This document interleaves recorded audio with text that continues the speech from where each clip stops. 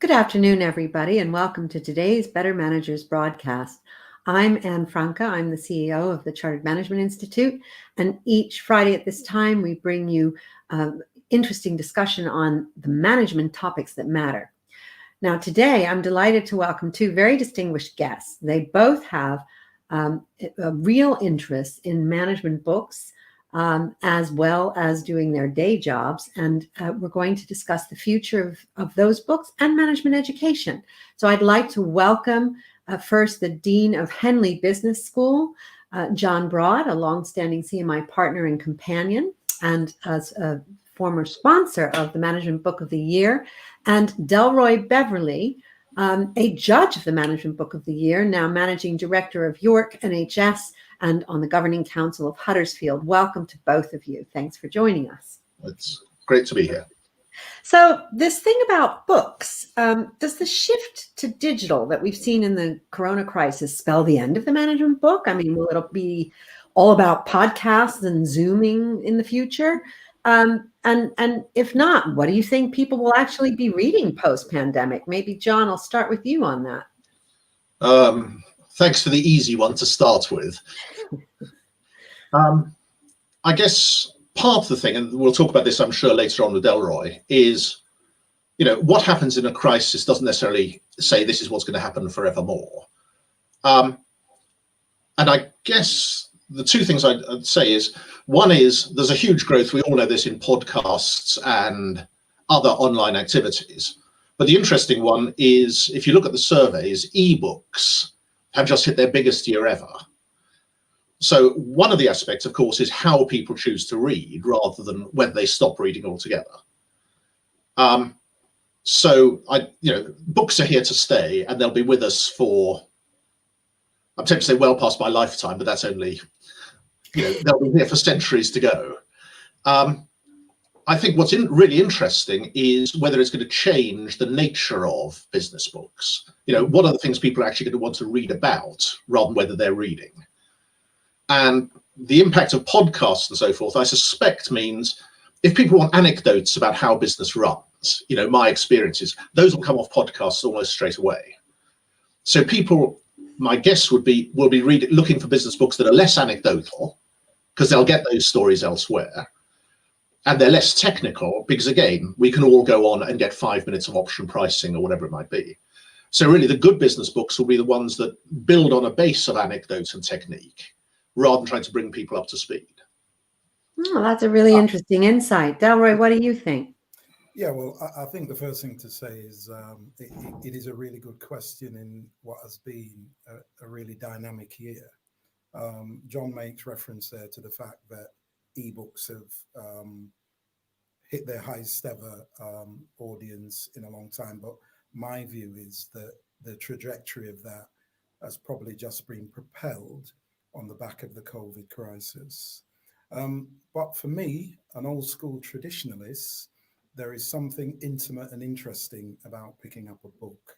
And that intimacy is just not there when you think about the digital platform. I think when you couple with that, we all seem to have transitioned quite comfortably to this world of digitalization, to the point that we are missing the physical interactions with meeting in people. And for me, reading books is something that I hope will never, ever come second place to the world of digitalization. I think the thing about podcasts, I think they are what they are. They're a snapshot of time, but I don't think as someone who runs a business and someone who's got a real interest in management and leaderships and books and theory, that will ever be replaced. I simply don't think that's the case. And we can talk about what that means for universities and business schools, I'm sure, as part of this discussion. Yeah, and that's a great transition and segue to my next question. Now, you're both involved in management education. John, you're the Dean of Henley, and Delroy, interested in it on the board of Huddersfield. What's your prediction for management education? I mean, does this spell the end of the MBA as we know it? What's going to be the impact there? John, what do you think? Thanks for the second simple question to be answered in 1.5 minutes. I guess just by way of preamble, and I know we'll come on to this, I'm sure you'll ask us, in some ways, what happens to management education depends on what happens to work generally. Mm-hmm. So there's a huge undercurrent, as we all know, about what's the future of work, Mm-hmm. which goes way beyond just, are we going to be online sitting in our, on our sofas in very nice braces, being online, or how is that going to work? And you can't see management education outside that context. So you need a context for the discussion. Second thing, I'd guess, is, sorry, I'm not doing a list, I promise you, is things like MBA. Although we talk about MBA, when Henley was founded in 1945 or whenever it was, we would have had a certificate in administrative practice or whatever. So MBA covers both a particular thing, which really started in the 50s and 60s in the States, which might well have reached not the end of its life, but the end of this incarnation of it. Mm-hmm. Or do we think of MBA as just a mark of business education? I believe it's the second, and therefore it morphs. And so what are we going to see? I think demand for MBAs will remain very high. I think the most value people get from an MBA is at the senior leader end of their careers. So, MBAs for 25-year-olds or people who are still in a professional capacity are probably dying. The ones where senior people need to come together to talk to each other about where their businesses are going will continue and should continue. That's an interesting perspective. And how do you think that will link to the future of work? Well, the future of work, again, I'm sure automation and robotics and things will come along. The important thing, and again, looking back at the history of a business school like ours, is every business generation has a crisis. And if you read Business Book of the Year, I'm sure when the CMI sponsored it in 1951, a decent number of those would have been, this is a crisis like of which the world has never seen before. So, it's all about managing through crises, not simply saying, here's my checklist of 10 different crises that might arise.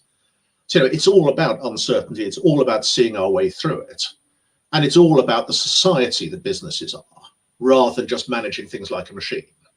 So, it's the social side of MBA. It's the social side of managing, well, actually, even big businesses. And that's the lesson of this crisis, I think, that is at the heart of good business education. And that's going to stay.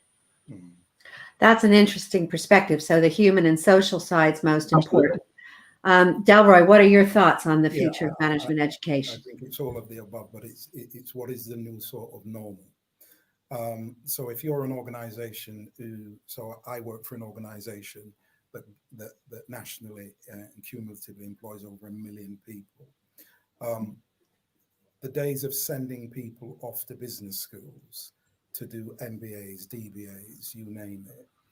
I believe that the individuals who make those decisions, who have probably never been through those experiences and completed an MBA, will see no problem in pushing their managers towards the digital platform. Whereas I come from an environment, when I did mine, it was classroom based, it was that peer-to-peer networking interaction. I think the one thing I would say is that is really, really important in this regard is that we, as thought leaders around the whole space of education, need to ensure that whatever we look like coming out of this pandemic, that business education does not suffer, that we can encourage and engage people to come back into university business schools and campuses full stop. Because I think you could use this as an easy excuse not to allow people to continue with their professional management and studies. I think the other thing as well, more generally, and you talked about change forever. I think the world has changed. So there is no going back to last week or last month or last year.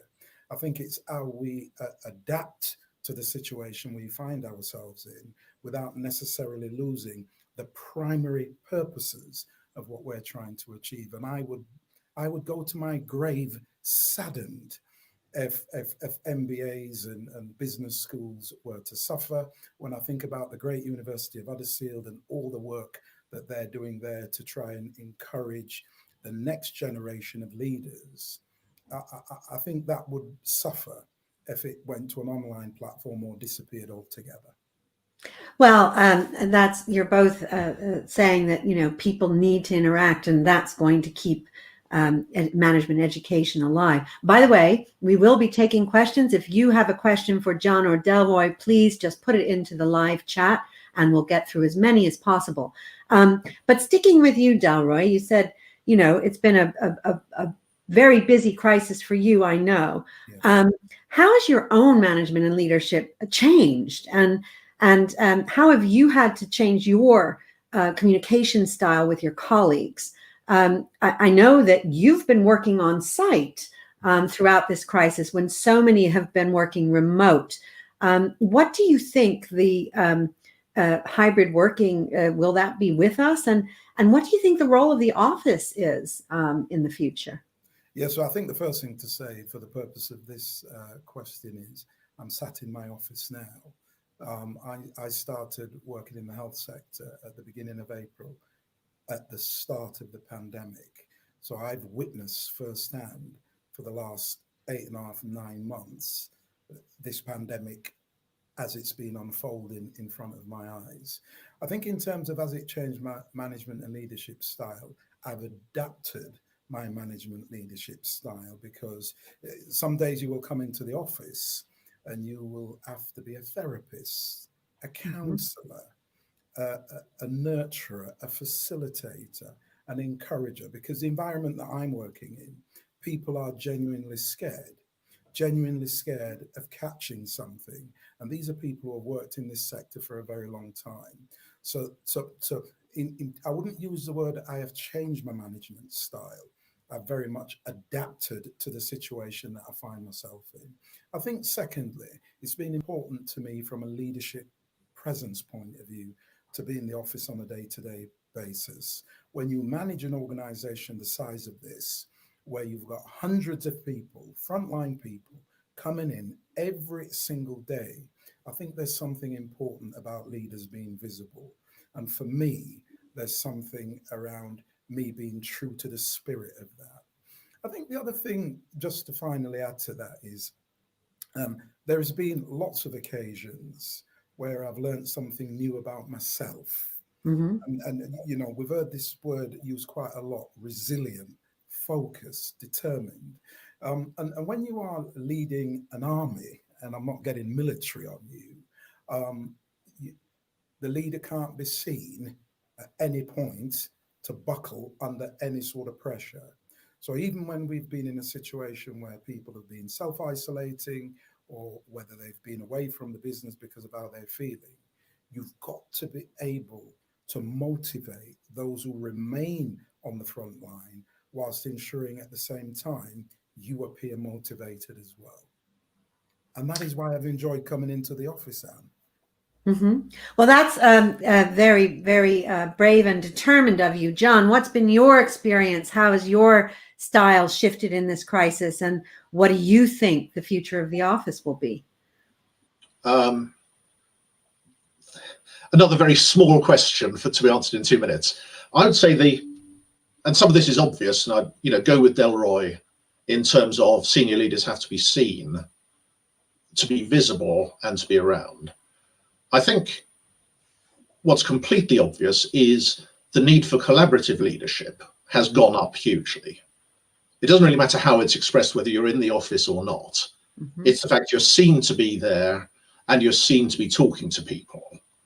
And consulting, I use that word, it's a terrible word, isn't it? As widely as is sensible, and bringing people into the conversation who perhaps you wouldn't have done, a year and a half ago. I think the other interesting one, I was thinking about this beforehand, is what is it that's missing? And everybody says this about online or virtual working. And the answer is, it's that 5 minutes in the corridor when you're just chatting to somebody casually. And one of the things that will determine, I think, whether this hybrid working continues is whether we find a way of cracking that, moving away from Teams meetings where we have a time and we walk into metaphorically a room and do that, into something that just finds a way of having the 2 minutes here and there. And that's not old style social media, but it's just trying to think of a way of, dealing with that. Almost, is it worth having a camera on all of the time in the corner of the desk, so you can just pick things up. Coming back to the other question, I'm sorry for doing this. The other thing I think that's quite important and quite interesting is you asked whether hybrid working is here to stay. Mm-hmm. It's not completely obvious to me that it is. What we've got is, and again, using a cliche of last year, we've got a kind of proof of concept, which we didn't have before, which is, could we do this? Mm-hmm. Now, if you look at places like China, which are that much ahead of us, all the evidence is they've bounced straight back to face-to-face working. So if we want hybrid, and a lot of us would think it's quite a good way, we should be aware that there's a lot of extra work to be done to move it from, as I say, that experiment brought on by a crisis into normal business. Right? And again, it's a bit like these other crises I talked about before, whether it's currency or anything else. What's the permanent effect of this? And the permanent effect isn't going to be just the temporary one. So we've got hybrid and it works, but let's not assume it'll simply continue seamlessly. I think the other So that's a very good point. Sorry, Delroy?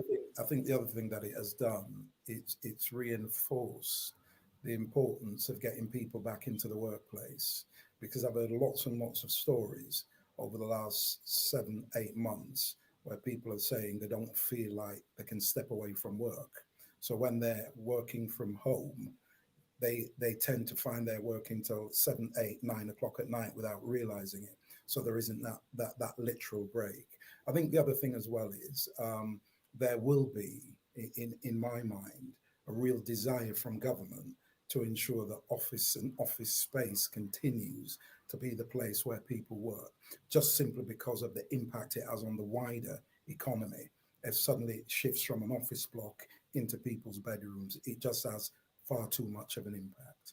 Mm-hmm. Well, you've both raised a couple of important points. If we want hybrid working to continue, says John, you have to make a conscious choice to make it so. I think that's a very good point. And obviously, the economic impact in city centres that Delroy has raised is obviously looming very large. But still, we do also know that actually those hit hardest in this crisis have been some people that actually, on the one hand, really do miss that office interaction. So young people who are just starting out and really learn by osmosis, or those corridor conversations that John referenced. But also women and ethnic minorities have been hardest hit. Again, many of them are in those frontline jobs that Delroy, you're managing, or in hard hit sectors. So, how are we going to ensure that these groups are brought back and thrive? How are we going to keep diversity on that agenda? Delroy, what do you think? I think the first thing is to acknowledge that it is a problem. I've watched this debate closely over the course of this pandemic.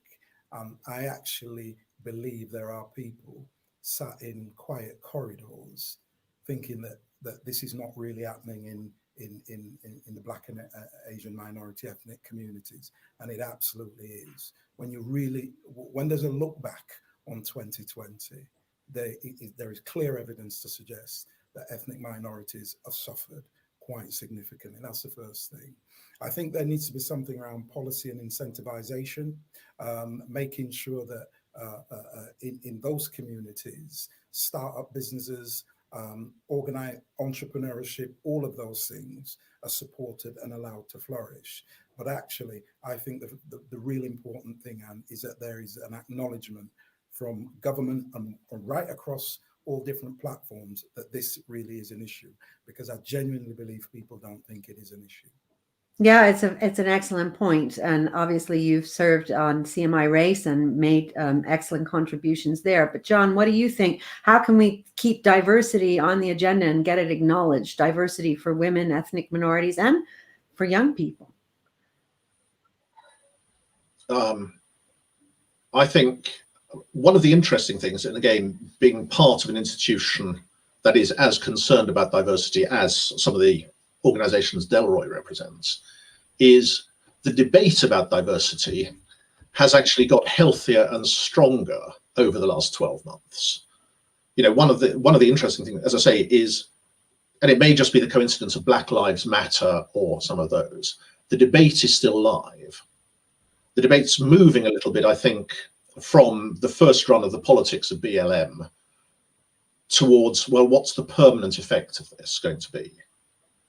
Your comment, Anne, I think is, if I said the most interesting one, is the really important one, which is the hidden consequences of COVID being the reversal of some of the big progress on diversity that's been made. So reversing that will be trickier. But it's interesting that 5 years ago, we wouldn't even have acknowledged the problem. It would have been, well, people go back home and that's their business. It's an individual choice to be affected by it. So I think in some ways the diversity debate is healthy at the moment and is going in the right direction. I think the other thing that, again, one sees hints of elsewhere is what used to be a I don't mean theoretical in that sense, discussion about diversity, which is the idea of bringing different voices to the fore, will be really emphasized in the fallout from COVID. The one thing that the crisis has shown is you can't continue just with old style corporate culture ways of doing things. You've got to be innovative, you've got to change, you've got to be more sympathetic, whatever sympathetic means. And diversity actually will really push that ahead and recognizing it. So I think the diversity discussion has actually moved ahead through COVID faster than it would have done, given that there's a bit of catch up of the short-term consequences. Well, you've both mentioned the more human aspects of leadership coming to the fore. Now, before we go to our questions, and I know we've got some coming in, I just quickly want to ask each one of you, this is a marathon crisis. What's your top tip to those listening on how to keep yourself and your teams motivated? Delroy, your top tip. I think in terms of motivation, it's the desire to take care of people. It's the need to acknowledge that we are custodians at this moment in time. And there will be more crises, hopefully not in our lifetime, but in the next lifetime. So all we are doing is making sure that we pass the baton on in a better place. I think secondly, be a leader where people see that you genuinely care about them. That is principally important. People will do more for you if they feel that you appreciate what they're doing. And I think the other thing as well, finally, is to take care of yourself. Mm-hmm. If you can't take care of yourself, how can you really take care of others and lead others? And that's one of the things I always encourage. Some great advice. John, what's your advice? All of the above. I'm delighted Delroy accepted the £50 that I offered him to give a good answer to this question. The one thing, what I would add to Delroy, and I think this goes across the organisation, is actually to say to people, look, this is a really interesting time to be working. It's just fascinating. Most people will have gone through their working careers doing the same or slightly different things at age 25 that they were at 35. And what you've got now is a thing, in 10 years' time, I'm confident that your Book of the Year award will be what happened during COVID. What is the business? And for the first time, you've got people at quite junior levels where you're saying to them, look, how you do this will affect the way the business operates in the future. So actually the ability to make a difference and telling people they are making a difference, is worthwhile. That's a great point.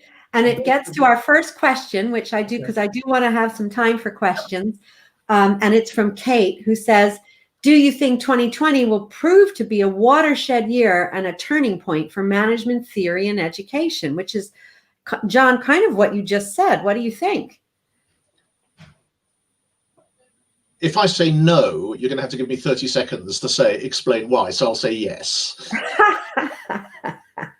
I think it's not a turning point, but it's a shift that'll come. In 10 years' time, the core questions of what is business education about, what is leadership thing about, will remain the same. But there's a change in the way it's going to happen. As I said at the beginning, I think it's a move away from anything to do with technocratic leadership, engineering style leadership, and so on, to what does leading human organizations look like. in a funny way, all of the things we were talking about a year ago that were new startup enterprises, new ways of social working and so on, will just feed through into the mainstream that much faster. What do you think, Delroy? Do you think it's a watershed year? I think it's a turning point. I don't know if it's a watershed, and I think it's a turning point because it's allowed so many things to be accelerated over the course of the last 10 months. When you think about, if someone would have said to me a year ago, most of your meetings in 2020 will be done through this sort of platform, I would have laughed at them.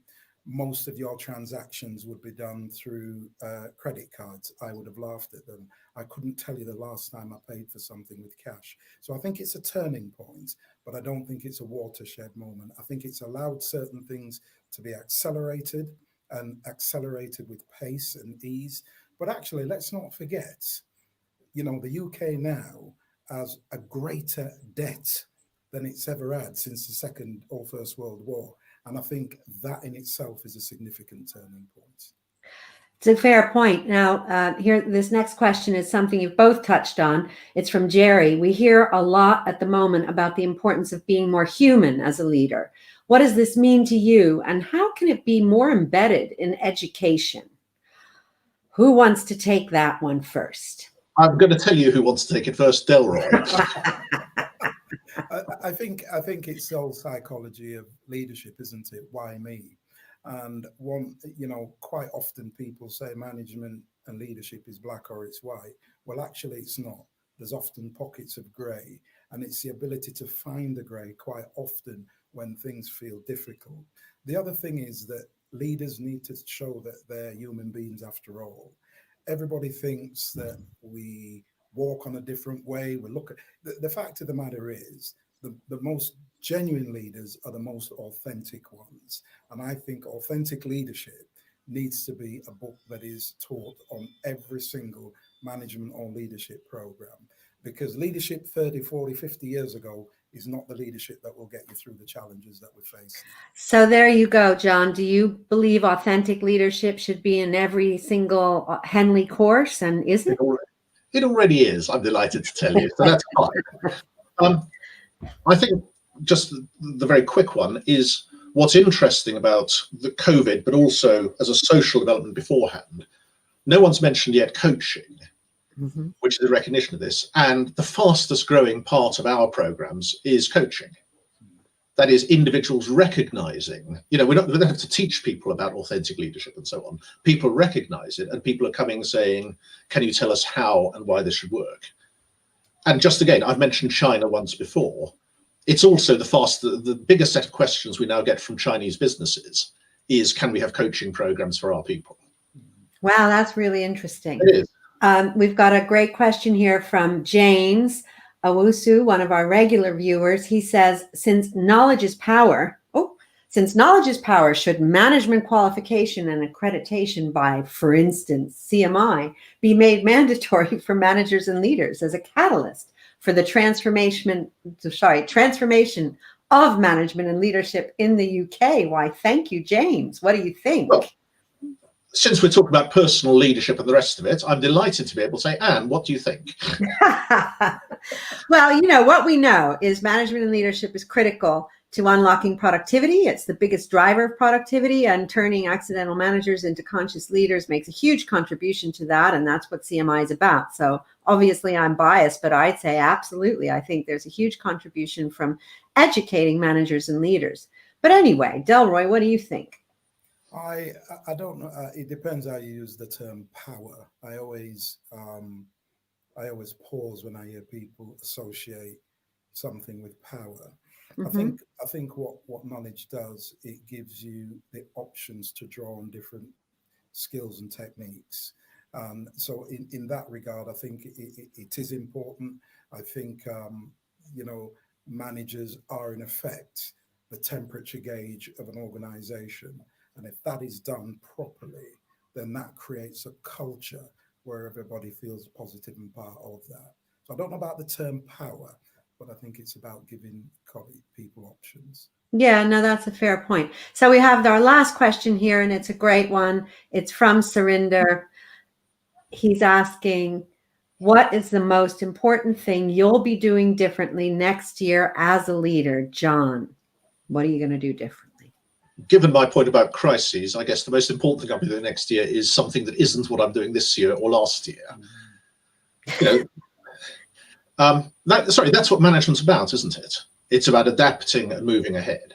I think some of the lessons of the last year that we were talking about earlier about slightly more informal management than a lot of businesses would have had before, and so forth will remain. I think back to diversity, a much greater acceptance of both diversity, but more importantly, ways of working.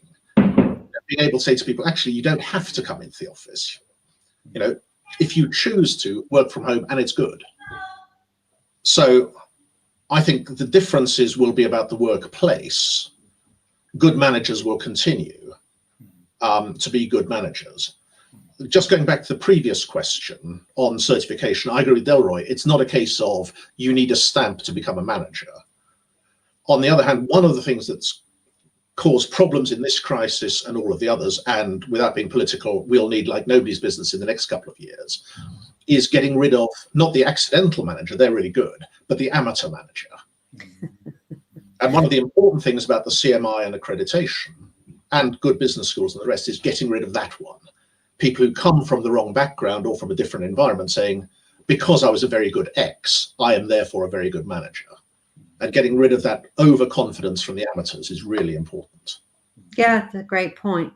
Delroy, what's the most important thing you'll be doing differently next year? As well as having a rest, I think it's trying to find a way of creating a business platform where we can deliver our services more flexibly.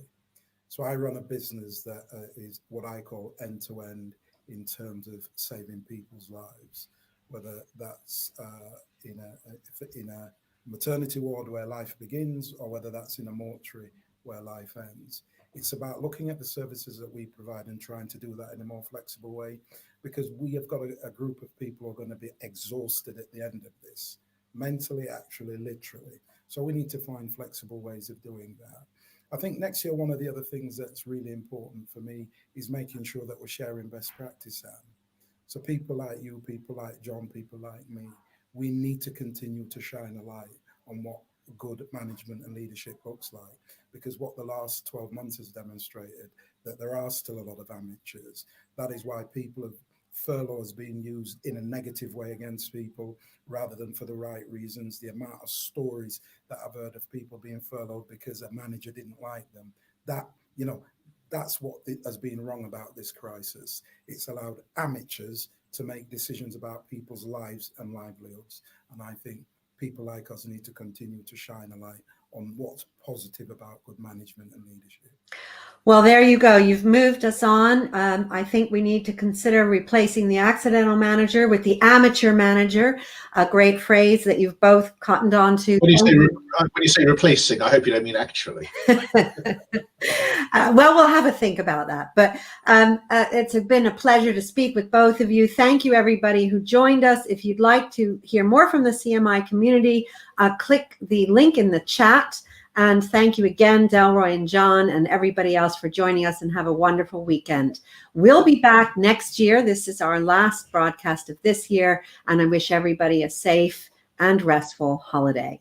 Take care. Yes, sir.